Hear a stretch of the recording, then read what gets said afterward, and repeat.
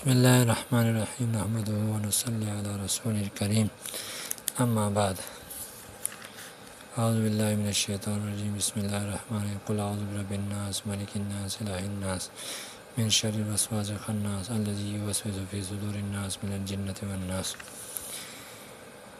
اللہم صلی وسلم وبارک علی سیدنا محمد النبی الامی وآلہ واصحابہ وازواجہ وذریاتہ واہل بیتہ اجمعین۔ لغت میں وسوسہ انتہائی خفیہ آواز کو اور اصطلاح میں اس خیال کو کہتے ہیں جو شیطان کسی کے دل میں ڈال دیتا ہے۔ راہ راست سے ہٹانے کے لیے وسوسہ شیطان کا ایک مؤثر ہتھیار ہے۔ حضرت آدم علیہ السلام اور حضرت حوا علیہ السلام کے خلاف بھی اس نے یہی ہتھیار استعمال کیا تھا۔ ان دونوں کو جنت میں ٹھہرا کر اجازت دی گئی تھی کہ جو چاہو اور جتنا چاہو کھاؤ پیو، مگر فلاں راخہ کے قریب نہ جانا ورنہ تم ظالموں میں سے ہو جاؤ گے۔ ابلیس نے کے دل میں وسوسہ ڈالا کہ تمہیں اس درخت کے قریب جانے سے اس لیے منع کیا گیا ہے، اگر تم نے اس درخت کے پھل کھا لیا تو تم یا تو فرشتے بن جاؤ گے یا تمہیں جنت میں دائمی سکونت دے دی جائے گی۔ چنانچہ اپنی سادگی اور جنت کی محبت کی وجہ سے وہ اس کی چکنی چپڑی باتوں میں آ گئے اور انہوں نے وہ پھل کھا لیا۔ حضرت آدم علیہ السلام کی اولاد کے خلاف بھی شیطان یہ ہتھیار استعمال کرتا رہتا ہے۔ اس سے تکبر اور حسد کی بنا پر جب رائندہ درگاہ کیا جا رہا تھا تو اس نے یہ کام کرنے کے لیے قیامت تک مہلت مانگی تھی جو کہ اس سے دے دی گئی تھی، لیکن انسان کو بھی اللہ تعالیٰ نے بے یار و مددگار نہیں چھوڑا بلکہ اسے ایمان کی ڈھال اور ذکر الہی کا اسلحہ فراہم کیا گیا ہے۔ اگر وہ یہ ڈھال اور اسلحہ استعمال کرتا رہے، اللہ کی مضبوط پناہگاہ میں اسے داخل ہو جائے گا تو ابلیس اس کے بال بھی بیکار نہیں کر سکتا۔ سب سے بہترین ڈھال اللہ تعالیٰ نے توبہ کی رکھی ہے۔ حضرت ابن عباس رضی اللہ تعالیٰ عنہ سے روایت ہے کہ رسول اللہ صلی اللہ علیہ وسلم نے ارشاد فرمایا، شیطان اس کے قلب میں چھایا جاتا ہے، جب ابن آدم اللہ کو یاد کرتا ہے تو وہ پیچھے ہٹ جاتا ہے اور جب وہ غافل ہو جاتا ہے تو پھر وسوسہ اندازی کرتا ہے۔ وسوسہ اندازی کتنی مؤثر اور خطرناک چیز ہے، اس کا اندازہ اس بات سے لگایا جا سکتا ہے کہ باری تعالیٰ نے قرآن کریم کی آخری سورت میں اپنی 3 صفات سے ذکر فرما کر وسوسہ ڈالنے والے کی شر سے پناہ مانگنے کا حکم دیا ہے۔ ارشاد خداوندی ہے،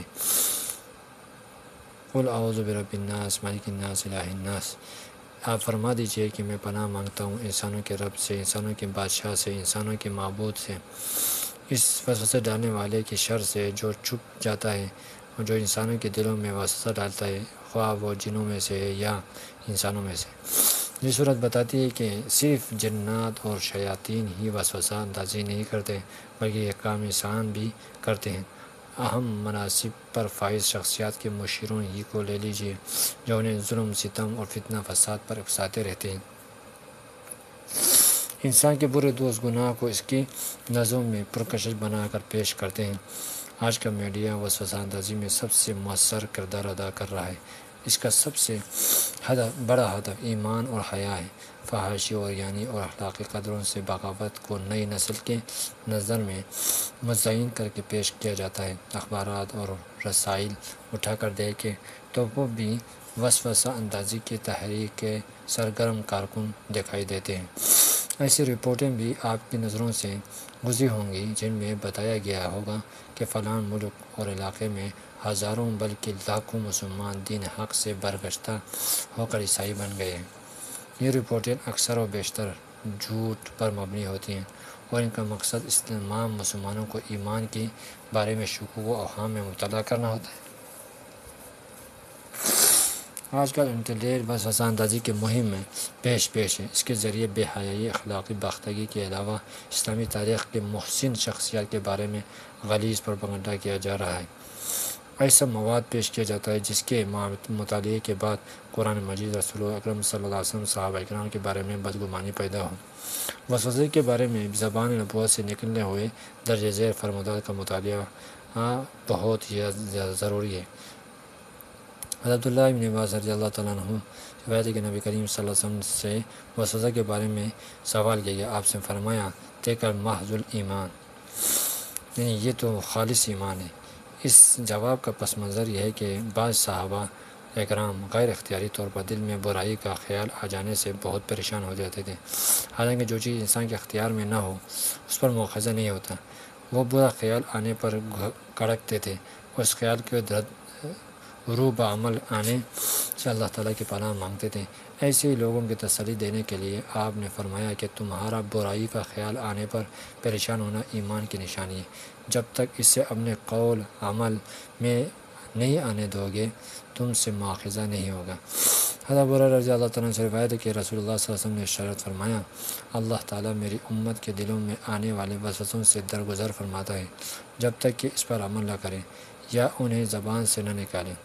بہت سے نمازیوں پر دوران نماز وساوس کی غلغال ہوتی جاتی ہے، جس کے نتیجے میں انہیں یہ بھی یاد نہیں رہتا کہ انہوں نے کتنی رکعت پڑھی ہے اور کتنی باقی ہے۔ ایسے لوگوں کے بارے میں رسول اللہ صلی اللہ علیہ وسلم نے ارشاد فرمایا، جب تم میں سے کوئی نماز کے لیے کھڑا ہوتا ہے تو شیطان اسے اشتباہ میں ڈال دیتا ہے، چنانچہ اسے یاد نہیں ہوتا کہ اس نے کتنی رکعت پڑھی ہے۔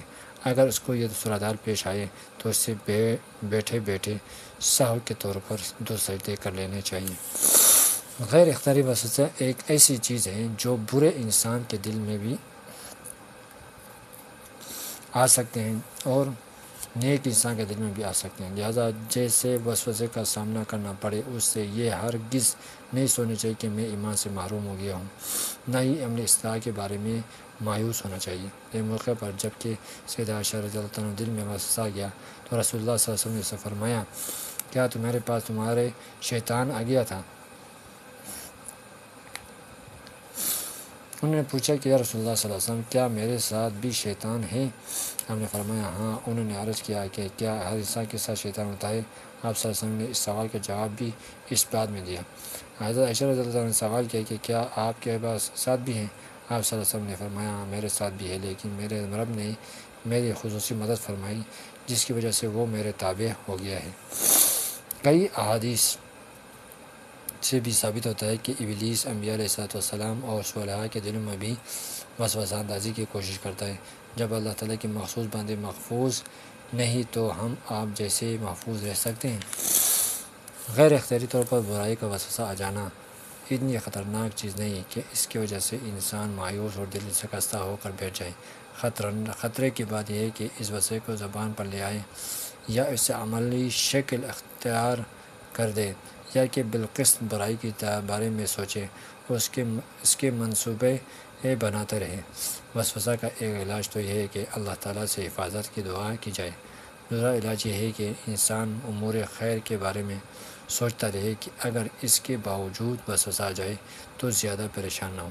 تجربہ یہ ہے کہ انسان جتنا پریشان ہوتا ہے شیطان اتنا ہی اس پر مسلط ہو جاتا ہے۔ اور اس کے لیے وسوسے قل اعوذ بالناس کو بار بار پڑھنا چاہیے۔ آخر 3 قل جو ہیں صبح اور شام 3 مرتبہ پڑھنا چاہیے۔ وسوسے کا علاج ہے کیا لا حول ولا قوت الا باللہ بار بار پڑھنا چاہیے، اس سے وسوسہ ختم ہو جاتا ہے۔